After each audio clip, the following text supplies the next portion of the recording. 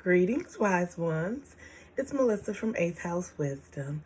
I am back with the February installment of the 11 Forgotten Laws or 11 Universal Laws. Today, we're going to talk about the law of supply.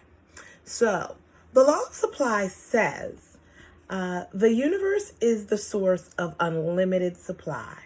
It is enough for everyone.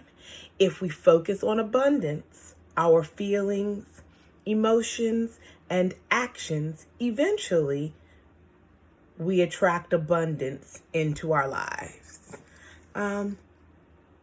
It's a really simple statement, but it's full of a lot of deep meaning and a lot of invitations to do some really deep spiritual work as well as reprogramming.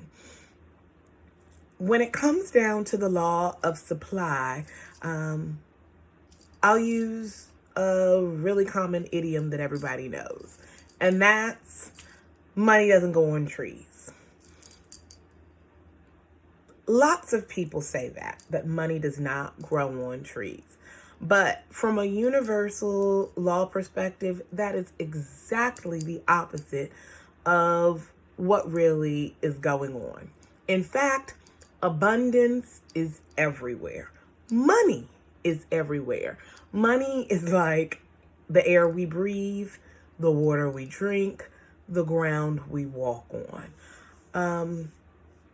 In reality, I could decide that a water bottle or vitamins or some kind of plant was money, because money is only a physical representation of energy and intention.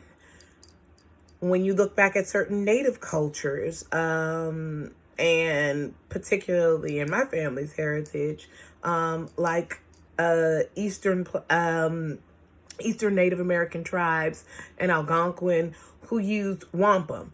I still have family members, as a matter of fact, who make beautiful wampum jewelry on their on reservation, but that's a whole nother topic.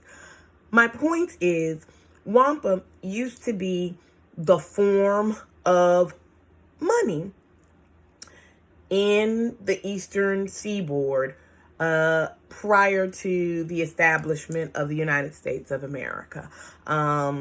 When English settlers came over here, they learned about what was necessary to barter and to get the things that they needed from the natives whom they worked with. And the currency or the representation of that exchange was wampum.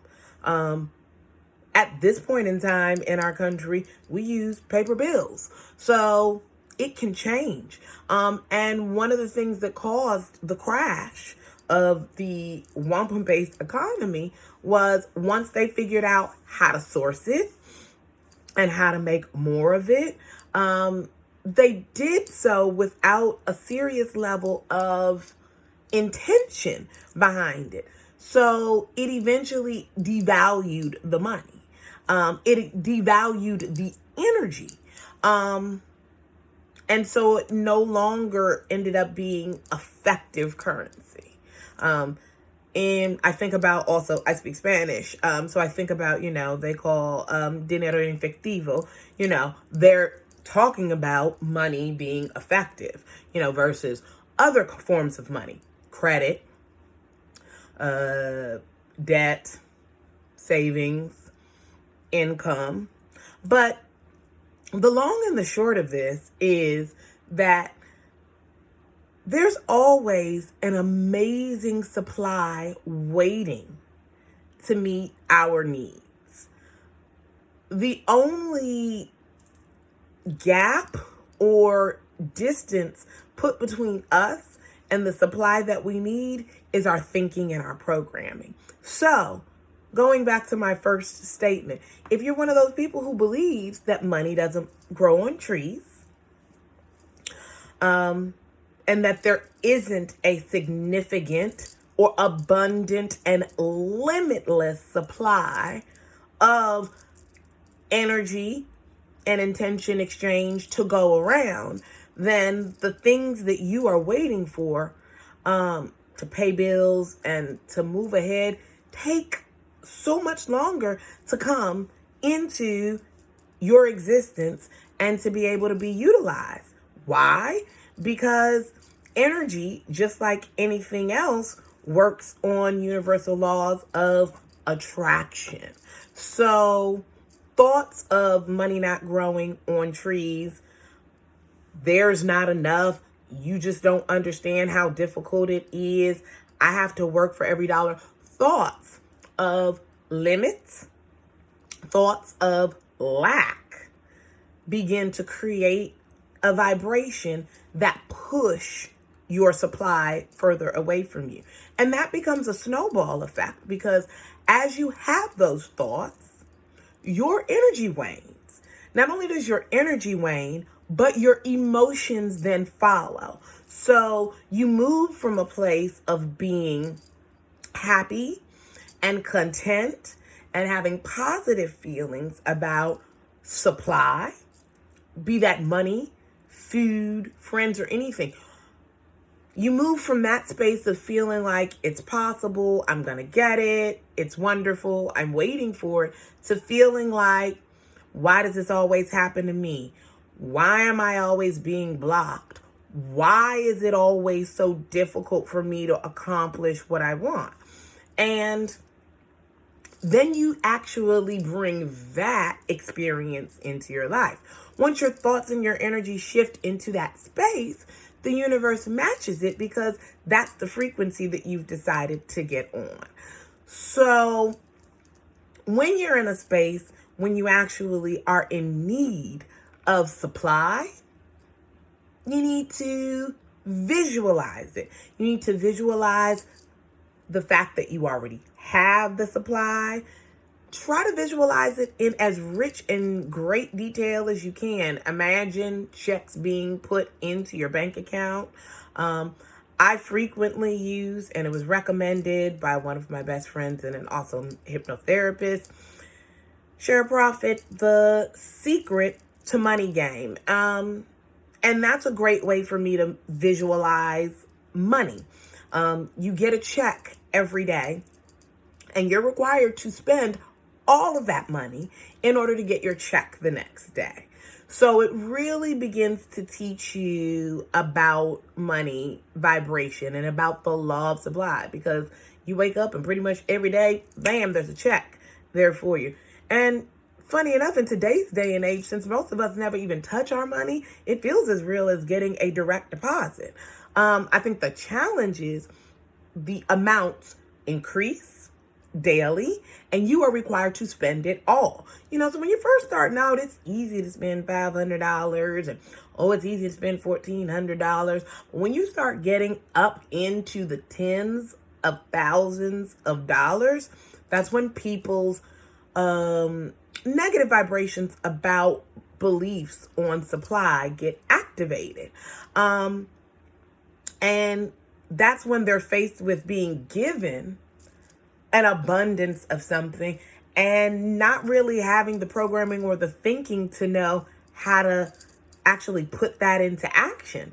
And the game is a great reminder of the fact that if you do not use all of your supply, because supply is unlimited, always coming to you at all times, you block the energetic flow of more being able to come in, which hits on another thing that I'm going to end the video with, which is feeling like we need to hold on to our last dollar when our supply is low.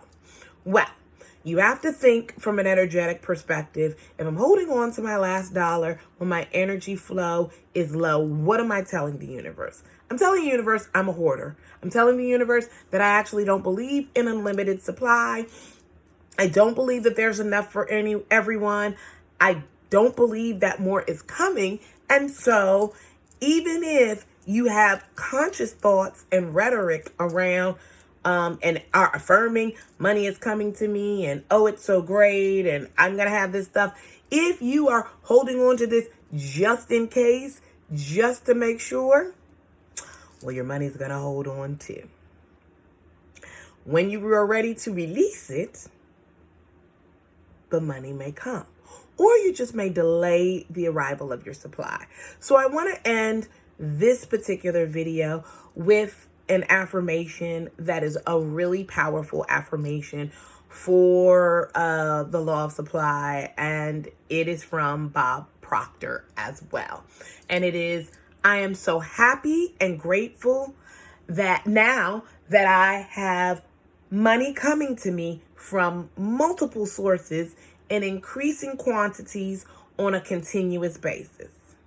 I am so happy and grateful now that money comes to me in increasing quantities through multiple sources on a continuous basis. Repeating that can really help you level up. And it is a really good idea to try to work on reprogramming your brain around the law of supply, because in the end, money can actually grow on trees. You breathe it, you drink it, you sleep it, you eat it.